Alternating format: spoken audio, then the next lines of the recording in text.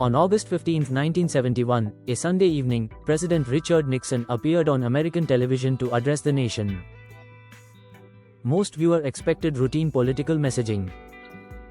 Instead, in a speech that ran only about 18 minutes, Nixon announced a decision that would quietly rewrite the rules of the entire global financial system, in ways that are still shaping the world economy today.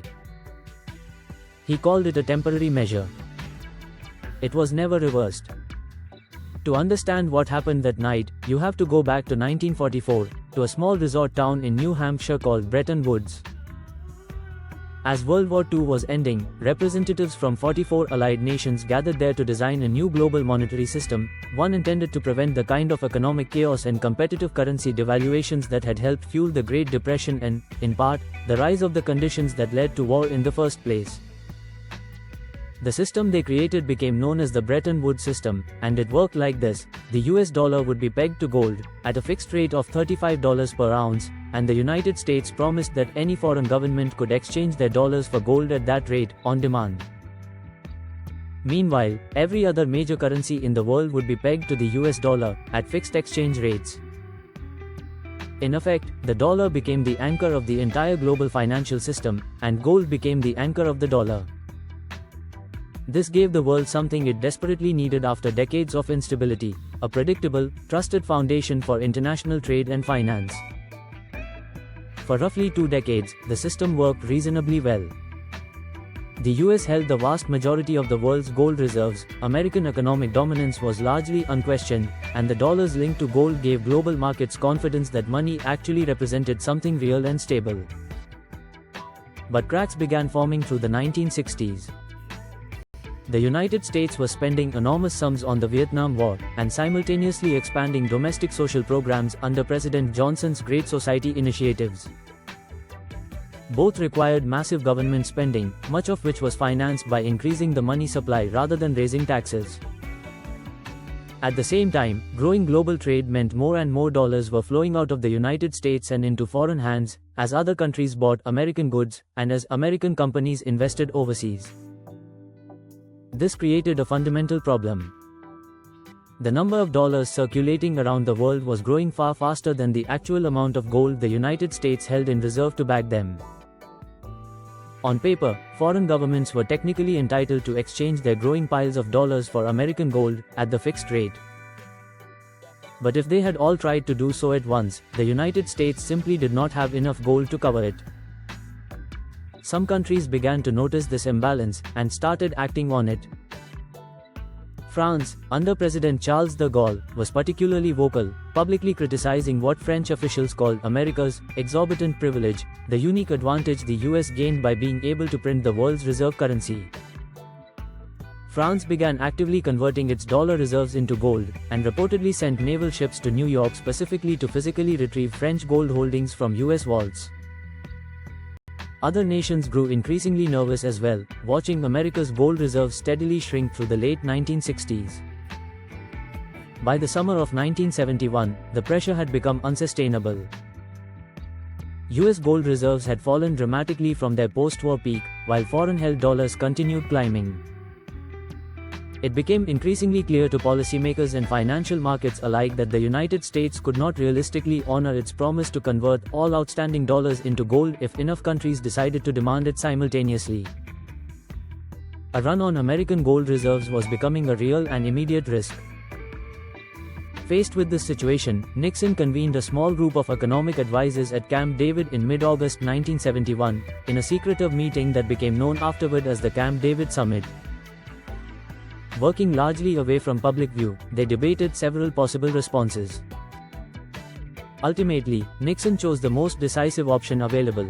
He would simply end the dollar's convertibility into gold entirely, unilaterally, without prior coordination with other nations or international institutions. That Sunday evening broadcast delivered the announcement. Nixon described it, deliberately, as a temporary suspension, framed largely around domestic economic concerns like inflation and unemployment, without fully explaining the deeper structural crisis driving the decision.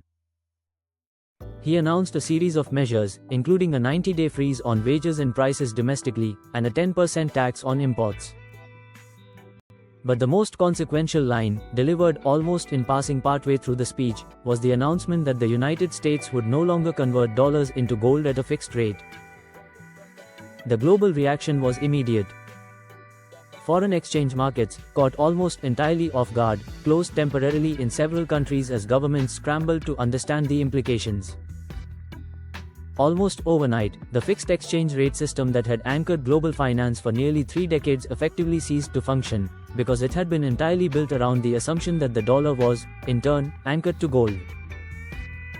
Although initial attempts were made in the following months to negotiate a modified fixed exchange system, these efforts ultimately failed, and by 1973, the world had transitioned into what's now called a system of floating exchange rates, where currency values are determined primarily by supply and demand in global markets, rather than fixed to gold or to each other by government agreement.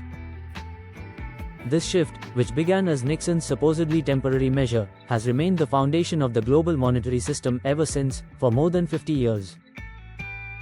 The consequences of this change were, and continue to be, deeply significant, even if most people never think about them.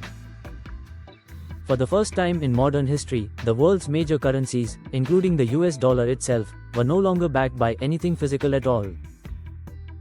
Money became, entirely and permanently, what's often called fiat currency, meaning its value rests solely on government decree and public trust, with no material commodity standing behind it. This gave governments and central banks significantly more flexibility to manage their own economies, adjusting monetary policy in response to changing conditions without being constrained by fixed gold reserves. Many economists view this flexibility as a necessary and beneficial evolution, allowing more effective responses to economic downturns like recessions. But it also removed a hard, physical constraint that had previously limited how much money governments could create. Critics of the shift argue this contributed to higher long-term inflation trends across many economies, greater fluctuations in currency values, and, some argue, growing global financial instability, as evidenced by numerous currency and debt crises that have occurred in the decades since, from Latin America in the 1980s, to Asia in the late 1990s, to the global financial crisis of 2008. There's also a deeper, quieter consequence that persists even today.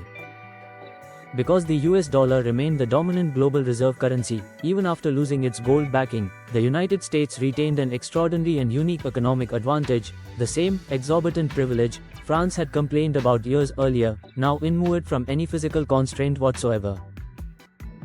The US can, in effect, create dollars that much of the rest of the world continues to want, use, and hold, in order to conduct international trade and store national reserves, giving America significant leverage in global finance that persists to this day. Nixon's decision was framed, that Sunday evening in 1971, as a temporary, narrow, largely technical adjustment. It was never formally reversed.